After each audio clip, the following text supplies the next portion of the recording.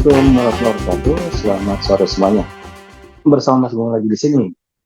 Bagian kedua kali ini adalah mengenai pembahasan kelas khusus CA, yakni pembahasan mengenai glukosa, kemudian pH, high altitude, dan olah nafas.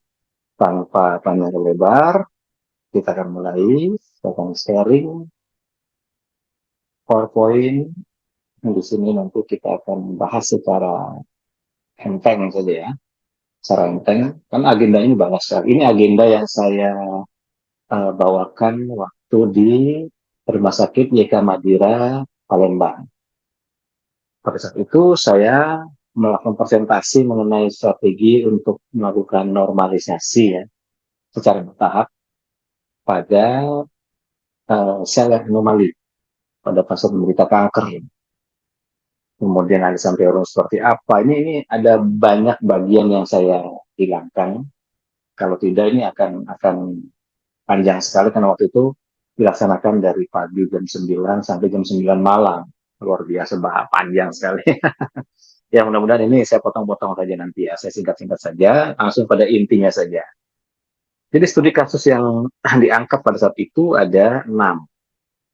Salah satunya saya angkat di sini, ya ini stadium 4, kanker paru-paru stadium 4. Videonya ada, dan oleh beliau, oleh pasien, diizinkan untuk didedikasikan, untuk menyemangati.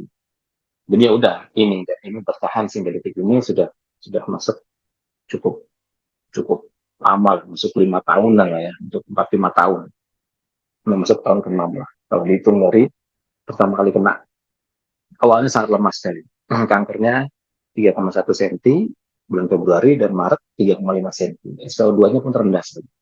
Cairan paru-parunya juga tinggi sekali, 1,2 sampai 1,4 liter. Tabung oksigen, nah bisa dilihat sini sudah tidak terhitung lah, ya kan? Hasil CT scan-nya segala macam semua, kolonoskopinya semua kelihatan jelas. Kemudian setelah terapi 16 kali, every single day, setiap hari, seminggu 2 kali, setiap hari, every single day. Dengan strategi ini, cairan pada paru-parunya berkurang. Dari tadi 1,2 sampai 1,4, berkurang separuhnya, menjadi 600 sampai 700 ml. SpO2-nya naik, menjadi 95 sampai 97%, tabung oksigen sudah tidak dipakai lagi, fisik ada peningkatan, BPM awalnya 90 sampai 110, di atas 100 lah, sekarang sudah 80-90-an. Sebaran kankernya stagnan. Stagnan. Selama 16 kali, dari sebulan ya. Kemudian setelah 32 kali, cairan pada paru-parunya bersih. Jadi kalau saya ditanya bagaimana bersihnya, saya tidak bisa menjelaskan. Saya hanya memberikan latihan yang menurut teori yang saya yakin, ini mestinya bisa. Karena cairan bisa diikat, gitu kan? Atau sumber yang mengeluarkan cairannya di stop, dihentikan, dibersihkan. Maka cairan jadi bersih. SpO2 kemudian stabil sebagaimana SpO2 orang yang sehat.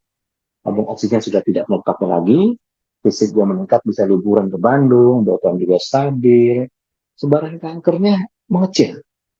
Yang sebelumnya 3,1 mengecil menjadi 2,7. Berarti ada pengecilan 0,4 cm. 32 kali. Berarti every single day, sebulan. Tinggi sel kanker yang semula 2,1 menjadi 1,6. Berarti menurun, mengecil setengah senti.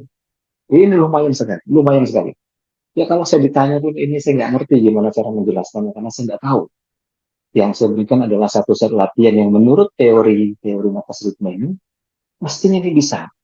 Tapi karena belum pernah dilakukan penelitian dan percobaan, maka ya udah kita hanya bisa masuk pada aspek paliatif, kemudian aspek paliatif rehabilitatif, aspek suportif, aspek preventif, hanya itu saja. Apakah sudah sembuh? Belum.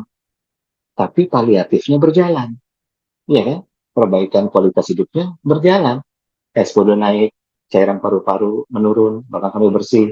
Pasti kalau cairan paru-parunya banyak sekali, pasti nafasnya sesak, rasanya nggak nyaman, gitu kan? Jika SpO2-nya rendah, juga nafasnya sesak. Pakai tabung oksigen, pasti nggak nyaman. Iya, pasti nggak nyaman. Nah, aspek paliatifnya berarti bekerja. Sudah sembuh belum? Belum. Tetapi berkurang 0,4 sampai 0,5 cm. Nah, yang paling penting, parameter metastasis sel kankernya bernilai negatif. Artinya, sel kankernya tidak bermetastasis ke jaringan lain. Seperti ini. Ini kita buktikan waktu uji lab.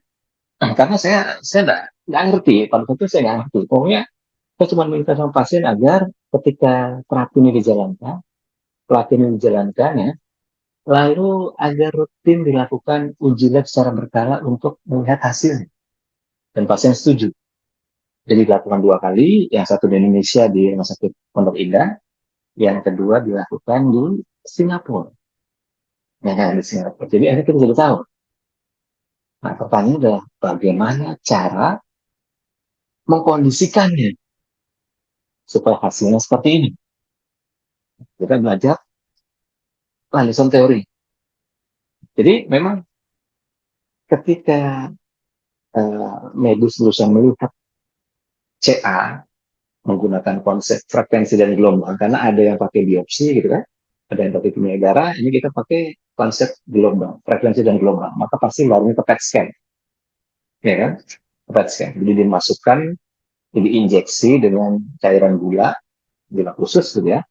Nanti sel mana yang paling rakus untuk memakan gula itu adalah kecenderungan besar sel yang abnormal. Jadi artinya terkait dengan metabolisme glukosa. Maka ada hubungan antara kanker dan metabolisme glukosa. Nah, pada orang normal, sekali lagi pada orang normal, glukosa itu dijaga oleh insulin untuk ditekan serendah-rendahnya. Jadi insulin itu bertugas untuk menurunkan glukosa. Ya, ya kan? Jadi kita harus berterima kasih pada insulin. Karena tanpa kehadiran insulin, glukosa kita akan sangat liar. Dengan adanya insulin, maka insulinlah yang dipakai untuk menurunkan glukosa. Dan dia paling banyak ada di otot, ya ini GLUT4. GLUT itu singkatan dari glucose transporter. Diakonesisnya pencernaan glukosa yang banyak terjadi di otot. Nah, tapi ada efek juga berikutnya apabila insulinnya nganggur. Insulin resisten berarti. Yakni insulin akan memicu glukosa ini untuk diubah, disintesis menjadi lemak. Ya, disintesis jadi lemak. Jadi selain dari fungsi insulin untuk mengubah atau menurunkan glukosa, insulin juga mensintesis glukosa berubah menjadi lemak. Maka semakin resisten insulin, semakin terjadi banyak penumpukan lemak. Seperti itu konsekuensi. Dan diabetes tipe 2 ini banyak sekali. Banyak sekali. Iya kan? Lebih dari 400 juta. Mungkin sekarang mungkin sudah berapa miliar gitu kan. Saya belum cek lagi data terbaru. Tapi paling tidak di data ini, paling tidak ya, tahun 2010-an, kurang lebih lah ya. 400 jutaan di dunia itu menderita diabetes tipe 2. Di Indonesia juga banyak. Dan 12,7 juta kasus kanker yang terjadi. Dan 7,6 jutanya meninggal setiap tahun. Oke. Jadi, sekali lagi, untuk dari hubungannya dengan glukosa, agar supaya sel tumor itu bermetabolisme secara liar, maka kondisi yang harus terjadi pada sel adalah insulin resisten, kondisi yang harus terjadi pada tubuh kita, insulin resisten, dan hyperglycemia, atau diabetes, gampangnya begitu. Karena diabetes itu dua-duanya terjadi. Gula darah tinggi, ya kan, insulinnya resisten. Nah, baru di sini terjadi metabolisme tumor. Dan bukan terjadinya anomali sel. Harus berusaha untuk escape melarikan diri dari serangan sel imun. Jadi memang dia pinter pada beberapa jenis tumor atau sel tertentu anomali gitu, dia bisa escape melarikan diri dari radarnya sel ini, bahkan beberapa malah bekerja sama dengan makrofage. Ajaib ya, ya. Nanti saya bahas belakangan. Oke. Jadi jelaskan. Sekarang kita lihat studinya. Diabetes meningkatkan resiko kanker. Ya, diabetes meningkatkan resiko kanker. Tinggi sekali. Kita lihat di sini. Tuh, Meta analisis yang dilakukan dari tahun 2005 sampai 2011, ini kelihatan dari sini, ya kan? Increase risk. Nah, resiko-resiko tinggi di atas ke kanan ini makin tinggi resikonya, ke kiri makin rendah. Nyaris semua jenis kanker ini terhubung dengan resiko diabetes. Jadi kalau ada diabetes, maka resiko terhubung dengan cancer itu atau menjadi cancer atau menderita cancer di masa depan jadi lebih besar, peluangnya lebih besar. Maka dari itu, di banyak kelas saya, ketika dulu saya mempublikasikan olah nafas ini untuk umum, saya keliling kemana-mana, saya bikin workshop seminar di banyak kota, saya bikin di Palembang pertama kali, setelah Palembang kemudian saya bikin di Jakarta, baru yang ketiga saya bikin di Pontianak, setelah itu saya bikin di Makassar, saya bikin di Jogja, saya bikin di Surabaya, saya bikin di Semarang, saya bikin di Bandar Lampung, saya bikin di Bali dan sebagainya, di Bandung, banyak sekali, banyak kota-kota yang kemudian saya jelajahi untuk mempromosikan atau mempublikasikan olah nafas jenis ini. Yang tujuannya pada saat itu adalah melakukan normalisasi glukosa tanpa puasa, tanpa puasa. Nah, nanti saya akan jelaskan strateginya. Oke, masuk sini ya. Jadi resiko kanker meningkat apabila seseorang menderita diabetes. Contoh kanker payudara. Kanker payudara. Ini lihat jurnal. Ketika sel kanker payudara dikasih dikasih insulin, dia seperti apa? Seperti bibit di musim kemarau yang dikasih pupuk dan dikasih air, dan dia berkembang dengan sangat cepatnya, sangat masif. Nah, jadi kenaikan insulin yang berlebih memicu kenaikan sel kanker payudara. Oke, jelas begini ya. Jadi ada korelasi yang jelas. Maka dari itu, kita harus mengetahui berbagai macam sudut pandang dan aspek di dalam menurunkan glukosa. Karena strateginya bisa banyak, tidak cukup satu. Jadi tidak hanya sekedar puasa, tidak hanya sekedar pola makan. Nanti ada juga yang lain, saya jelaskan secara bertahap. Puasa dan pola makan ini salah satunya. Salah satunya. Ini juga kadang-kadang dilematis. Misalnya begini, seseorang jadi sangat takut sekali dengan glukosa, takut sekali naik. Misalnya seseorang menderita CA, ya katakanlah CA payudara misalnya, atau CA paru-paru. Lalu begitu dia melihat hasil glukosanya tinggi, seakan-akan dia bakal cepat mati. Ini pun berbahaya. Kenapa? Karena glukosa itu bisa naik karena dua jenis proses. Yang pertama adalah asupan makanan dari luar, berarti gitu kan. Dan yang kedua adalah proses gluconeogenesis atau pembentukan gula darah mandiri tanpa bantuan karbohidrat atau asupan makanan dari luar. Dia disebabkan oleh aspek hormon. Misalnya stres, pengen makan, stres. Naiklah glukosanya, padahal belum makan. Dia mikirin makanannya apa yang harus dimakan, stres lagi. Naik lagi glukosanya, padahal baru mikirin makanannya apa. Iya, begitu dia membayangkan nasi uduk, glukosanya bakal tinggi, nggak jadi. Begitu dia membayangkan pecel lele, glukosanya bakal tinggi, nggak jadi. Begitu dia membayangkan vegetarian, misalnya begitu ya, sayur-sayuran misalnya, lalu lihat glukosanya bakal tinggi, nggak jadi. Banyak nggak jadinya, berantem sendiri dalam pikiran. Berantem sendiri dalam pikiran. Akhirnya bingung sendiri. Mau makan apa? Makanya dilakukan memperpanjang puasa. Bisa malnutrisi. Malah jadi lebih bahaya lagi. Iya kan? Bahayanya berlipat ganda. Ya, jadi memang pengetahuan ini harus sebisa mungkin lebih utuh dalam memandang bagaimana strategi menurunkan glukosa yang tidak hanya dari pola makan dan puasa. Harus ada strategi-strategi lain. Satu. Lalu kita lihat hubungan CA dan pH. Jadi pH itu, sel itu selalu berusaha untuk menjaga pH internal pada kondisi normal. Sedangkan kanker umumnya terjadi pada kondisi yang terlalu asam, umum, dan kondisi lingkungan oksigen buruk. Jelas, karena rumus pH itu berdasarkan pada persamaan Anderson-Hasselbalch yang melihat dari konsentrasi ion bikarbonat dan CO2. Karena di bawah CO2-nya, maka dia berbanding terbalik dengan pH. Jadi kalau oksigennya bagus, pH-nya akan basa. Kalau oksigennya buruk, pH-nya akan asam. Memang rumusnya begitu.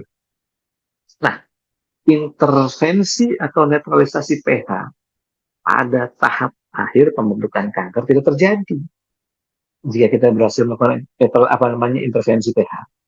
Tapi sekali lagi, pH ini hanya salah satu aspek saja. Hanya salah satu aspek, sama seperti glukosa tadi.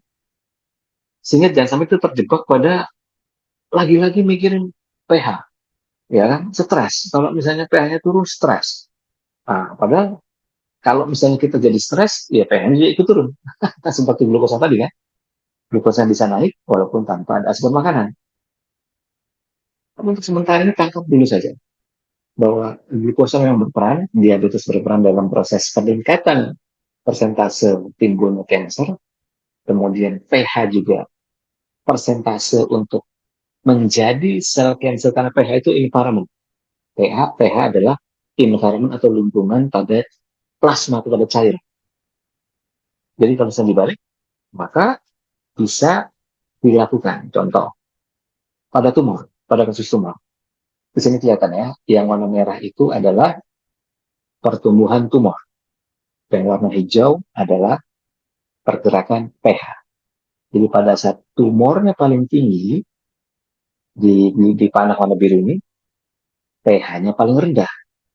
Ketika pH dinaikkan, tumornya makin mengecil. pH-nya distabilkan normal, tumornya pun makin normal. Nah, jadi intervensi netralisasi pH ini penting.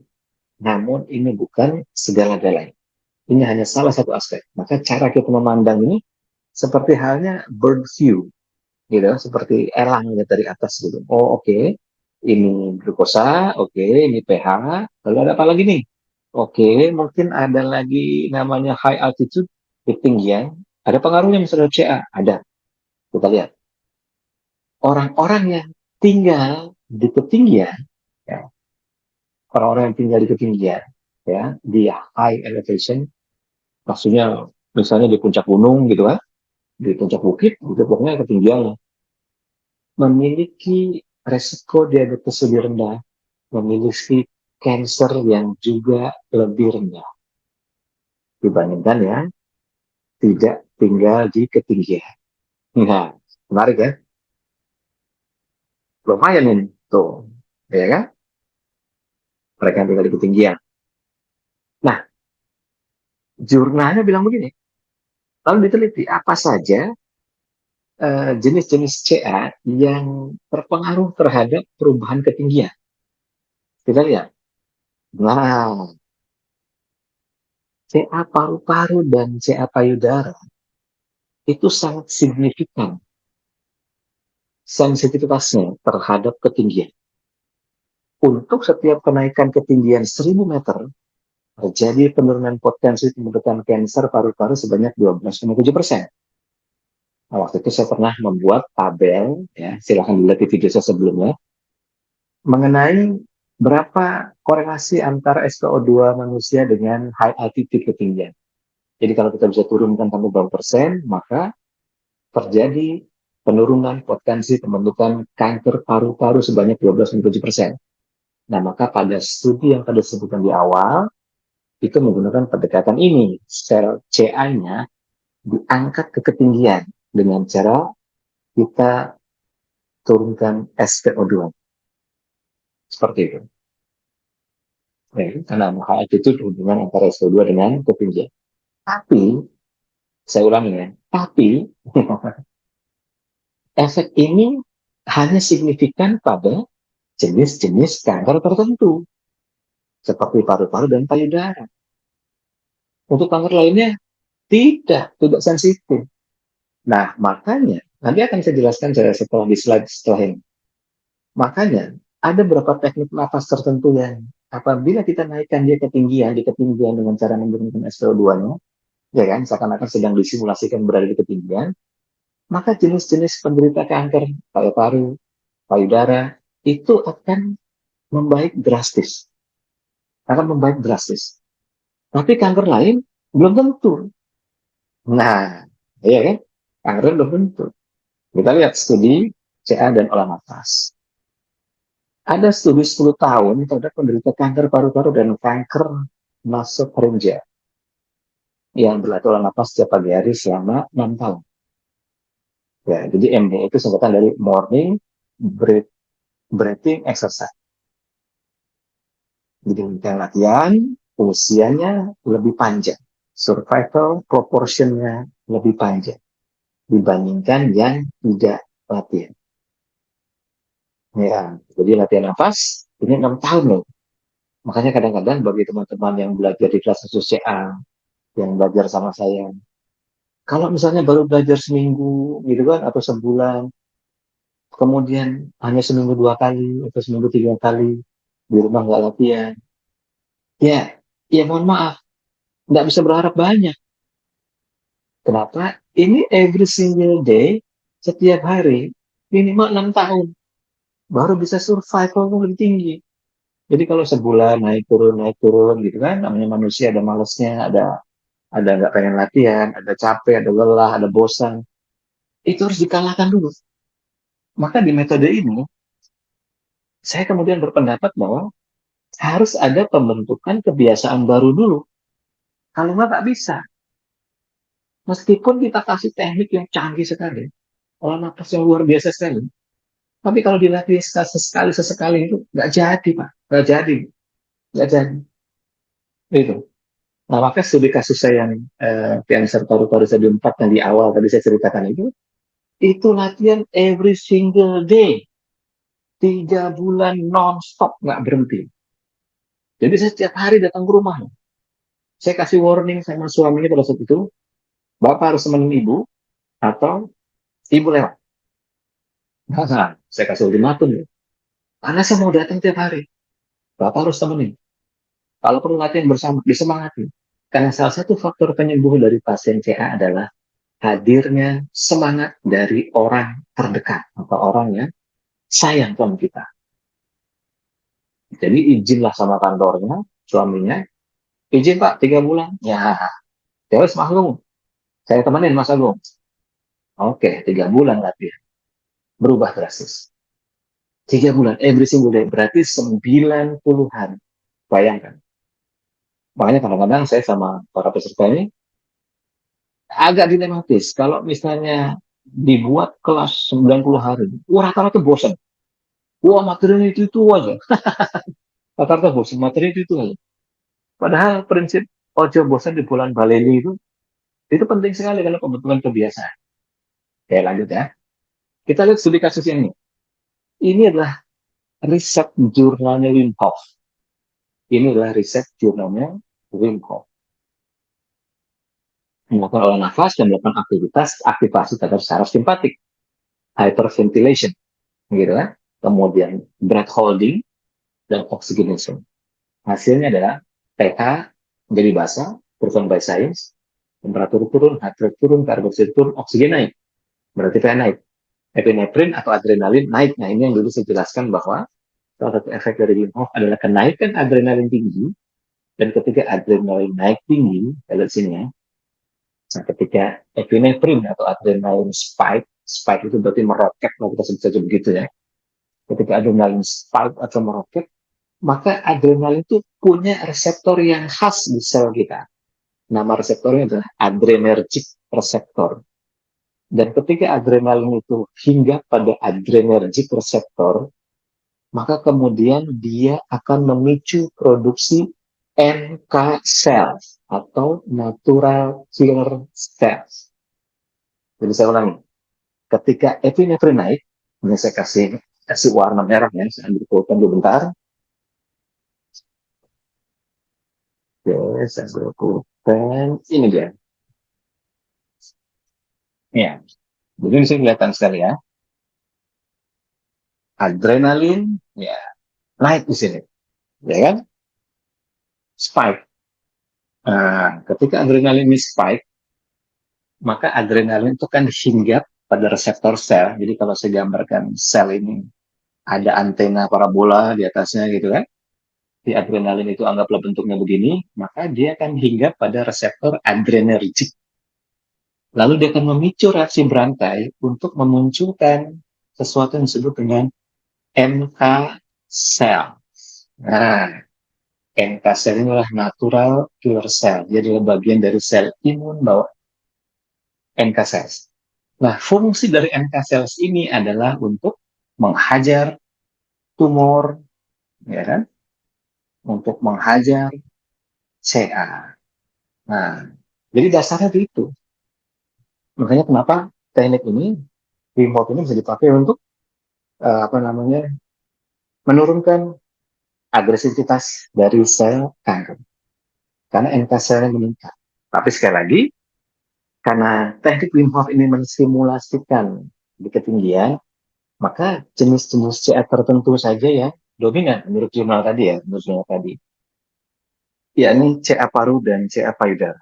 Jadi kalau Anda penderita CA paru dan CA payudara, maka latihan teknik Wim Hof, ya,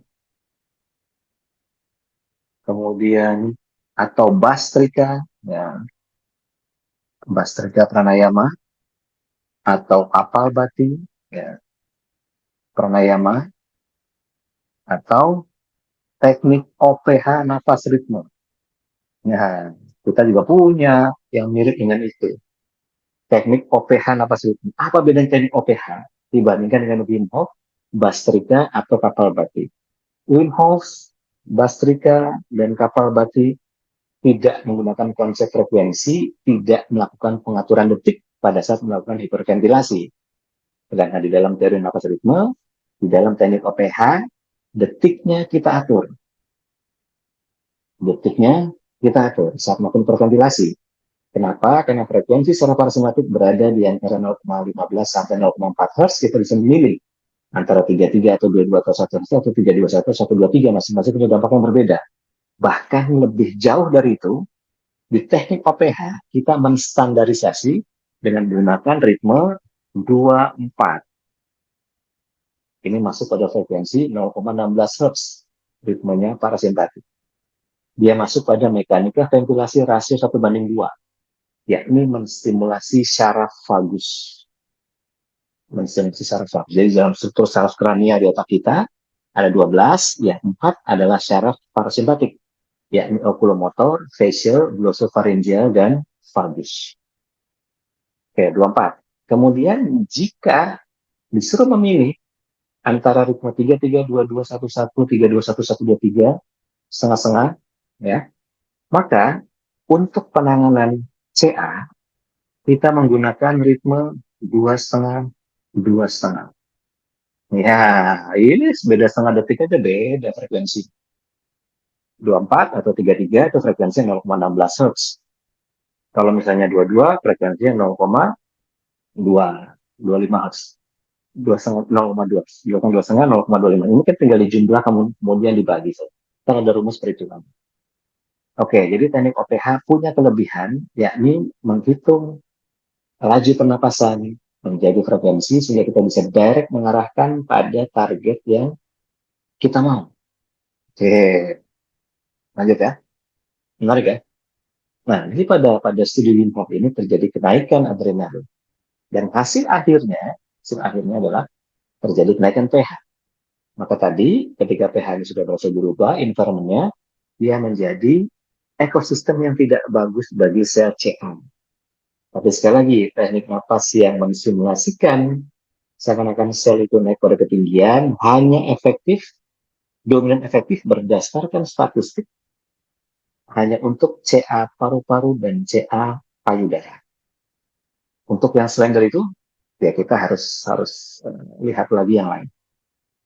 Pendekatan teknik yang maksudnya. Oke, sekarang kita lihat hubungan antara CA dan stres. Karena tadi hubungan sama stres. Anda bisa lihat video saya mengenai The Power of Stress sebelum saya publikasikan yang ini. Terus ditonton itu sekitar 45 menit ya. Itu bagus sekali. Saya sarankan ditonton. Videonya ada di ujung kanan sini. Ya, ada di ujung kanan sini. Ya, nanti saya pasang gitu lah. Setelah saya edit sedikit, kemudian saya pasang. Ya, oke. Kemudian kita lihat Z. Pada seseorang itu menderita stres, maka dia akan mengalami kecemasan, stres tinggi, dan depresi yang cukup tinggi. Itulah kenapa saya bilang stres tidak bisa dipisahkan dari pasien penderita cancer. Tidak bisa dipisahkan. Nah, kita lihat lagi hubungan saya dan stresnya. Kita lihat sini ya, psikosomatisnya, gitu kan? Setiap hari itu tinggi sekali, tinggi sekali. Nah, maka mudah-mudahan dengan Anda menonton video The Power of Stress saya, lalu melihat hubungan antara stres dan keyakinan, hubungan antara stres dan positive mindset, hubungan antara stres dan overconfidence gitu ya, kemudian over optimism gitu, atau bias optimism, hubungan antara stres dengan helping people. Ini mengubah cara pandang kita terhadap strategi untuk handling stres. Ini hanya salah satu pendekatan saja. Pendekatan lain pun banyak. Ini salah satu. Oke. Okay. Ya. Estimasi 10-50% pasien-pasien cancer yang menambahkan layanan paliatif itu menderita kecemasan dan depresi. Tinggi kan? Tinggi. Tinggi. Macam-macam jenisnya. Jenisnya macam-macam. Kompleks sekali. Variasinya banyak sekali. Dari mulai rasa sakit, ketidakberdayaan, gitu kan? Berarti kesakitan dan sebagainya. Tinggi sekali. Nah, dari situ baru kemudian kita mulai belajar memetakan. Kita mulai belajar memetakan. Nah, pemetaan ini tidak sesederhana seperti halnya kita sekedar apa ya ibaratnya menurunkan glukosa. Enggak. Kenapa? Nah, kita lihat sini ya. Saya akan munculkan slide. Ini dia. Oke. Saya akan sharekan lagi.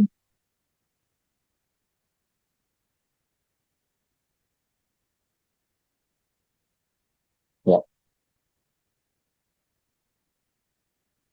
Nah, ini tadi yang saya bilang. Kenaikan ketinggian, ya kan? Korelasinya, jadi kalau SpO2 turun sampai sekian puluh persen, ini setara dengan ketinggian sekian kilometer. Dan berdasarkan jurnal tadi, setiap kali naik 1000 meter di ketinggian, maka terjadi penurunan potensi sel CA paru-paru sebanyak 12,7%. Nah, penurunan. Ya, penurunan sel CA paru-paru sebanyak 12,7% untuk setiap kenaikan altitude atau ketinggian 1000 meter. Ya, benar kan? Ya, itulah kenapa dulu ketika saya keliling kemana-mana, oximeter itu bagian yang tidak terpisahkan. Oximeter adalah bagian tidak terpisahkan dari latihan olah nafas teknik OPH. Jadi teknik OPH yang tadi saya jelaskan sebelumnya. Kenapa? Karena bagi mereka yang menderita kanker payudara dan kanker paru-paru, khususnya bagi kanker paru-paru, terjadi penurunan 12,7% pembentukan sel kanker apabila selnya bisa diangkat pada ketinggian kenaikan lebih dari paling tidak setiap 1000 meter kenaikan. Menarik ya. Sekarang kita lihat strategi umum. Nah, strategi umum. Jadi antara tradisional dan alternatif ini sama-sama punya maksud, punya irisan yang sama untuk menghancurkan sel kanker atau mematikan sel kanker. Nah, ini ceritanya terhadap kanker paru-paru, lung cancer, kanker paru-paru. Ya, misalnya contoh gitu kan, pada aspek tradisionalnya dengan cara removal batu operasi gitu kan, pada masa, kemudian radiasi, kemoterapi, kemudian target terapi. Dan mungkin sekarang ada imunoterapi tambahan gitu kan. Nah, kemudian pada alternatif dibuatkan untuk posisi uh, penyeimbangan asam basa dengan cara mengalkalinize cancer cell, mengalkalinisasi, berarti membuat sel kanker menjadi lebih basah. Caranya, ya kalau diolah napas tadi jelas. Kita melakukan teknik pernapasan pembentuk basa. Teknik pernapasan pembentuk basa. Atau melakukan teknik pernapasan pembentuk asa yang meningkatkan respon parasimpatik atau respon basa. Itu sudah bisa. Dan yang kedua adalah magnetic resonance or bioresonance therapy. Kill cancer cells with radio wave dengan gelombang radio. Ya, dengan frekuensi lah. Itu sama saja begitu kan. Maka waktu itu saya pernah posting video dari Profesor Anthony Holland. Nah, ini profesor musik. Ketika dia bergabung dengan sebuah ilmuwan, dengan sekelompok ilmuwan untuk mencari solusi terhadap cara untuk mematikan sel kanker. Maka beliau memberikan contoh garpu tala, ya, dua garpu tala dibunyikan ting, maka bergetaran. Maka sebagai orang musik, beliau mencari frekuensi untuk menghancurkan kanker. Lalu ketemu. Menurut Profesor Anthony Holland, pada percobaannya, menggunakan 11 harmonik. 11 harmonik. Jadi 11 kali antara gelombang frekuensi rendah dan gelombang frekuensi tinggi. Jadi kalau frekuensi rendah tatapannya 1, maka frekuensi tingginya 11. Karena 11 kali lipatnya. Seperti itu. Bisa dilihat videonya. Oke, yang ketiga. Ini terapi enzim. Nah, terapi enzim. Ini memang nggak umum, tetapi juga sempat tren pada beberapa tahun lalu. Berikutnya adalah terapi ozon. Maksudnya untuk membanjiri area kanker dengan oksigen. Membanjiri area kanker dengan oksigen. Oh, ini juga bisa. Ya kan? Ketika SpO2 kita naik dari 100%, SpO2 di jaringan. Bukan di darah. Ingat, hiperventilasi itu SpO2-nya di darah. Bukan di jaringan. Jadi pada kasus Wim Hof itu kan ada menahan napas. Nah, kondisi menahan napas itulah terjadi pembongkaran oksigen besar-besaran dari darah ke jaringan. Maka metode napas ritme memandang teknik yang sejenis dengan Wim Hof yang tadi saya sebutkan, Bastrika, Pranayama, Kapalbhati Pranayama, Wim Hof, beberapa teknik Tumo atau Getumo, kemudian teknik OPH napas ritme itu sebagai strategi bongkar muat oksigen karbon dioksida. Nanti saya kasih lagi di sebelah kanan. Nanti saya sedikit ada pemberitahuan link di sebelah kanan. Anda bisa klik penjelasan saya mengenai strategi bongkar muat oksigen karbon dioksida di dalam konsep teknik olah napas yang menstimulasikan ketinggian high altitude seperti Wim Hof, Bastrika, Kapalbhati, Getumo, beberapa teknik Getumo, dan teknik OPH yang directly menstimulasikan ketinggian. Dampaknya adalah membanjiri sel dengan oksigen. Membanjiri sel dengan oksigen. Yang kelima, low sugar diet. Melaparkan sel kanker. Berarti di sini pilihannya adalah ada dua macam. Yang pertama adalah IF, yang kedua adalah pola makan. IF dan pola makan. IF itu benar-benar fasting dan pola makan. Oke. Dan berikutnya di sini ada accessing ANS yang keenam ya. Mengakses autonomous nervous system atau mengakses sistem saraf otonom. Mempengaruhi saraf parasimpatik. Nah, kalau sudah mendengar istilah kata parasimpatik, maka metode napas ritme mudah sekali untuk mengakses itu. Sudah saya buktikan dengan alat, dengan dasar teorinya, dengan software-software tingkat kelas dunia seperti Kubios, begitu dan sebagainya. Bahwa metode napas ritme bisa direct atau indirect mengakses saraf otonom. Teknik napas lain bagaimana? Mungkin saja. Tetapi selama mereka tidak bisa menunjukkan bagaimana cara mengakses saraf otonomnya, ya saya tidak bisa bilang bahwa teknik itu bisa mengakses. Tetapi mungkin saja punya dampak. Teknik-teknik lain ya, mungkin saja. Kalau di metode napas ritme, ada videonya jelas, ada clear sekali saya tunjukkan bahwa saraf otonom di badan kita punya frekuensi. Punya frekuensi. Dengan kita belajar teori HRV, heart rate variability, kita bisa tahu frekuensinya saraf parasimpatik dan saraf simpatik di badan kita. Kalau sudah tahu, maka ritme napas kita bisa diatur untuk disesuaikan dengan frekuensi itu, untuk menghasilkan frekuensi itu. maka otomatis apabila terbentuk frekuensi yang sama, dia akan bersonasi bergetaran. Jadi kalau kita mengatur ritme nafas kita yang berada pada range frekuensinya parasimpatik, maka pasti akan bergetaran dengan parasimpatik. Kita jadi bisa mengakses secara otonom. Ada direct akses parasimpatik, mengakses secara langsung, dengan ritme-ritme langsung seperti ritme-ritme parasimpatik, 33, 22, 11, setengah-setengah, 3, 21, 1, 2, 3, atau 21, 2 setengah, dan seterusnya. Atau indirect parasimpatik. Nah, atau indirect parasimpatik. Seru ya. Dan ini semua bisa dilakukan lewat olah napas. Ya, olah napas. Melaporkan sel kanker berarti menurunkan gula darah. Berarti olah napasnya harus terbukti bisa menurunkan gula darah. Ya kan? Membanjiri area kanker dengan oksigen. Oh, jelas. Tadi sudah jelaskan di awal. Jadi, enzim terapi berarti harus ada teknik seperti meditasi, gitu kan, atau olah napas yang bisa meningkatkan produksi enzim. Ada nggak? Ada. Nanti dipelajari di kelas khusus CA.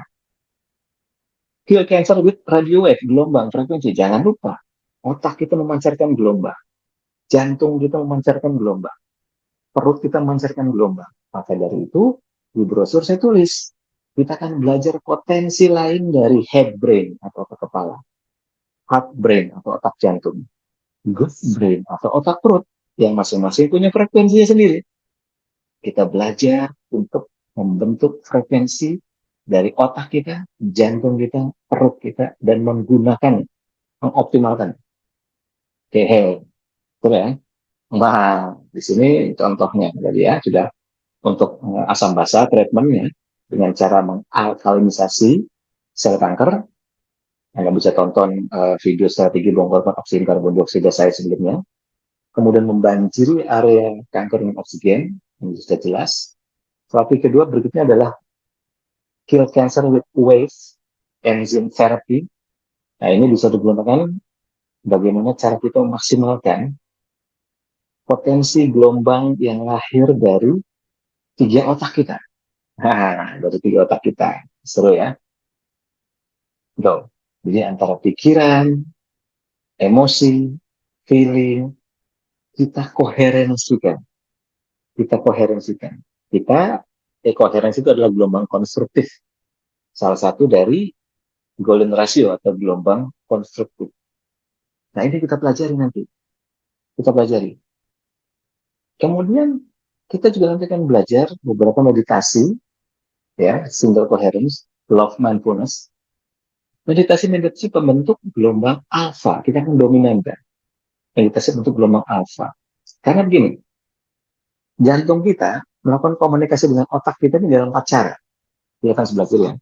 Ada dengan cara neurological, biochemical, biophysical, dan energetic. Jadi neurological communication itu berbasis sistem syaraf. Berarti ini konteksnya kalau dalam dunia sains disebut sebagai nerve driven. Nerve driven immunity atau imunitas yang dikendalikan oleh syaraf. Kemudian yang kedua adalah biochemical, hormon. Berarti endokrin, ya kan, sistem kelenjar. Dan HRV bisa mengakses neurohormonal. Ini dengan cara mengakses frekuensi kurang dari 0,04 Hz atau very low frekuensi. Maka pada momen kita bisa mengakses very low frekuensi, napas kita berada pada VF, maka pada momentum itu hormon kita akan terbangkitkan, akan melimpah. Kemudian ada namanya biophysical communication berupa pulse wave. Pulse wave, gelombang elektris itu, denyut gitu kan, dari jantung. Dan berikutnya yang terakhir adalah energetic communication, yakni electromagnetic field. Electromagnetic field. Yang ketiga itu dari denyutan, yang keempat adalah elektromagnetik. Elektro dan magnetik. Listrik dan magnet. Prinsip dasarnya adalah koherensi. Koherensi. Prinsip dasarnya koherensi. Nah, koherensi itu adalah, kita lihat gambar sini ya, ini koherensi. Ya, jadi antara otak, jantung, frekuensinya nyambung.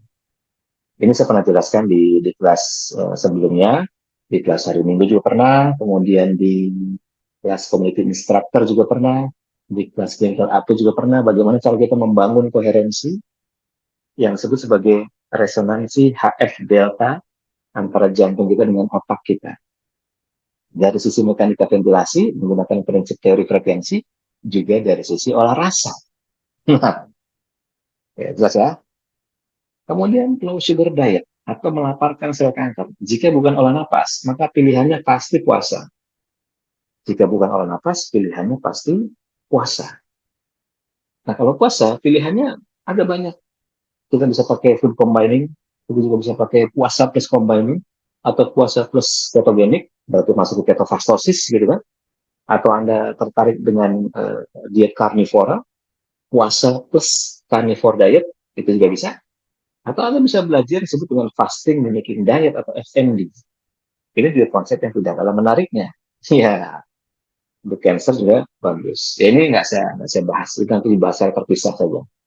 Udah banyak dibahas. Kalau food combining, Anda silakan bergabung saja di grup food combining. Untuk ketogenik, Anda bisa bergabung di grup ketogenik Indonesia. Untuk ketofastosis, ketogenik plus fasting, Anda bisa bergabung di grup ketofastosis Indonesia. Untuk carnivore diet, Anda juga bisa mencari praktisi-praktisi yang menjalan. Tapi sekali lagi, jika Anda menjalani pola makan, pastikan foundernya menjalani pola makannya. Supaya dia tahu apa rasanya nggak bisa BAB, apa rasanya, dan dia tahu solusi. Oh, ini kan? Nah, saya syarat otonom. Wah, ini sudah mainannya, apa namanya, metode napas ritme. Ya kan? Ini yang sering sekali saya ceritakan kepada para peserta. Bagaimana strategi untuk mengakses saraf otonom, gitu kan? Mengakses saraf simpatik, mengakses saraf parasimpatik, mengakses jalur-jalur ini, itu, dan sebagainya. Bahwa saraf otonom itu, atau sistem saraf itu terbagi menjadi dua. Ada saraf pusat, ada saraf tepi. Untuk saraf pusat ada spinal cord, ada brain. Untuk saraf tepi ada saraf otonom, ada saraf somatik. Untuk saraf otonom ada parasimpatik, ada simpatik, dan seterusnya. Ada subsistemnya lagi. Dan ini sudah kita pelajari, ritme-ritmenya sudah kita buka, beberapa ritmenya sudah kita buka, kita ajarkan cara mengaksesnya dan sebagainya. Nah, yang tersambung pada saraf parasimpatik yang paling banyak terhubung dengan organ adalah ini, syaraf vagus. Nah, syaraf vagus. Nah, itulah kenapa tadi saya jelaskan ketika kita bicara mengenai strategi olah nafas yang mensimulasikan ketinggian, bahwa tadi olah nafas bukan cuma Wim Hof, ada banyak sekali. Nanti kita pelajari di sini, termasuk merpati putih juga canggih. Merpati putih juga tidak kalah canggihnya. Merpati putih punya solusi bagaimana cara mengakses saraf parasimpatik dengan cepat, jauh lebih cepat dari Wim Hof. Beneran, itu cuma perlu waktu 2 sampai 3 menit saja. Dan bahkan kita bisa melakukan banyak hal sih. Saya pernah tulis itu teori, tapi nanti lah kita akan ceritakan nanti. Saya akan masuk ke vagusnya dulu. Ya, tadi balik ke olah napas yang menghasilkan penaikan ketinggian. Seperti misalnya, saya tulis ulang ya, saya tidak lupa ya. Wim Hof. Wah, ini kan terkenal sekali dipakai oleh banyak komunitas gitu kan, termasuk komunitas-komunitas sebelah gitu. Nggak masalah. Kemudian yang kedua adalah Bastrika. Nah, Bastrika Pranayama. Yang ketiga adalah kapal bati. Ya, kapal bati. Kemudian yang keempat adalah salah satu teknik dari Getumo. Salah satu teknik dari Getumo ya. M-nya 2. Oke. Dan yang kelima adalah teknik OPH. Nah, ini adalah teknik khasnya nafas ritme. Teknik OPH ini, teknik OPH ini teknik yang hanya ada di nafas ritme saja. Bedanya apa? Pada Wim Hof, ini saya stop share dulu ya. Nanti saya akan tunjukkan dengan whiteboard aja biar enak. Saya tunjukkan pakai whiteboard. Saya akan nyalakan dulu Microsoft Whiteboard biar enak. Oke, Microsoft Whiteboard sudah keluar. Nah, bilang gitu ya. Oke, sip. Nah, sekarang kita ambil pemahaman saraf kranial. Di mana dalam 12 saraf kranial ya, 4 parasimpatik pada syaraf kranial. Apa saja? Yang pertama adalah okulomotor, yang kedua adalah facial, yang ketiga adalah glossopharyngeal, yang keempat adalah vagus.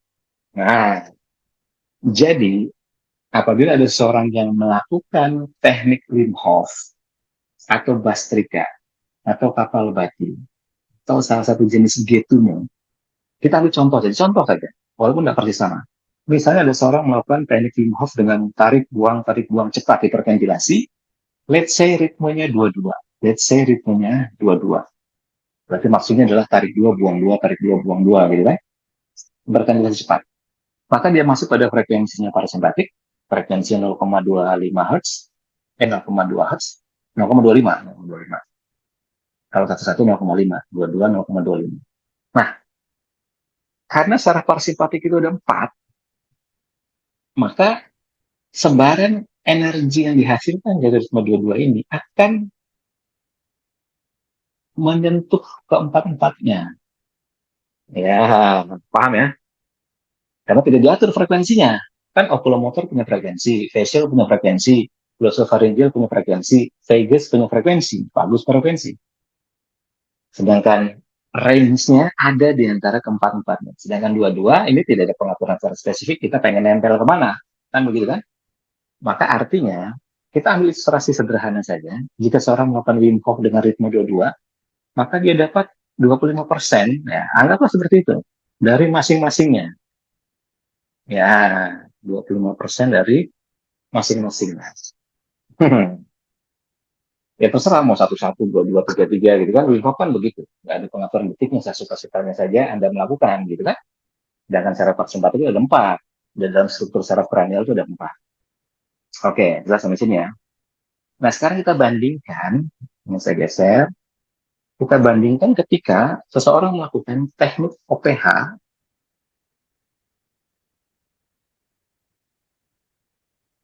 napas ritme.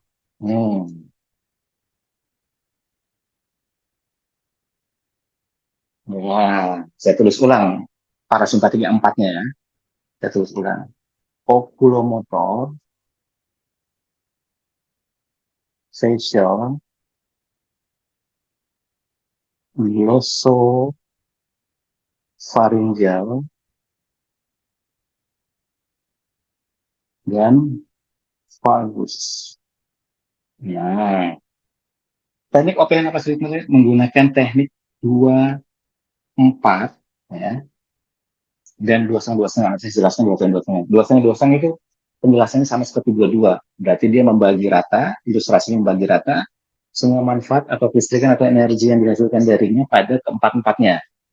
Sedangkan begitu kita melakukan 2,4 ini hanya akan menstimulasi secara vagus secara dominan. Let's say stimulasinya katakanlah 94%, ini ilustrasi saja. Berarti yang ini hanya dapat 2%, yang ini hanya dapat 2%, yang ini hanya dapat 2%. Karena dominannya di secara vagus 94%. Kenapa? Karena 24 ini masuk pada mekanika ventilasi pada rasio inhalasi ekhalasi 1:2 yang disebut sebagai prolonged expiration. Prolonged expiration. Ya, jadi buang napasnya lebih panjang dibandingkan tarik napasnya. Maka dia akan menstimulasi syaraf vagus secara dominan. Dan syaraf vagus itu adalah syaraf yang paling banyak, syaraf parasimpatik yang paling banyak terhubung dengan tubuh kita dan organ kita. Ini saya ulangi lagi ya, sharing untuk syaraf vagusnya. Ini dia. Nah, program sini ya, syaraf vagus. Nih, ya kan? Kalau yang ini okulomotor, yang ini okulomotor, okulomotor, ya kan? Yang ini facial. Nah, dia masuk ke facial. Kemudian ada lagi untuk glossopharyngeal. Yang nomor 10 ini adalah vagus. Nah, vagus ini sambungan. Ada yang nyambung ke jantung, ke paru-paru, ke liver, ke perut, ke limpa, spleen, ke pencernaan. Nah, ya kan? Usus besar, usus kecil. Kemudian saluran pembuangan, rektum. Kemudian ke ginjal. Kemudian ke saluran urinari, ya kan? Saluran pembuangan buang air kecil. Kemudian organ reproduksi laki-laki. Nah, reproduksi perempuan. Sambungannya paling luas, ya kan? Untuk parasimpatik yang jenisnya vagus ini, sambungannya paling luas. Maka disitulah kemudian saya gunakan ritme 24 untuk menstimulasi secara vagus, direct, langsung, dan lebih kuat, lebih cepat. Nah, seperti itu. Terus ya. Oke, jadi kalau di apa namanya, kembalikan pada konsep konsep yang tadi dijelaskan oleh di sini ya, ini dia nih strategi umum ini ya, maka kita bisa dapat semua dan all nafas dapat semua. Ya mudah-mudahan, jadi sekali lagi ngurusin sel kanker itu gampang-gampang susah. Maka strateginya memang harus dibuat hati-hati dan harus benar-benar konsisten dilatih, terutama dalam handling stresnya itu, terutama dalam handling stresnya. Ya kan, tidak sekedar melulu IF, karena tadi sudah jelaskan IF terus, puasa terus. Jadi nggak mau makan, males makan. Kenapa? Karena setiap kali mau makan udah pusing dulu, udah stres lagi. Wah, kalau makan begini gula darah cepat naik. Cek GDP tinggi, cek ini tinggi, segala macam tinggi. Pola makan akhirnya jadi, ya memang cut karbo itu baik, ya kan? Karena artinya kita memutus. Tetapi jangan lupa, semua yang kita makan itu juga memiliki resiko kenaikan glukosa. Walaupun mungkin lebih sedikit dibandingkan karbo,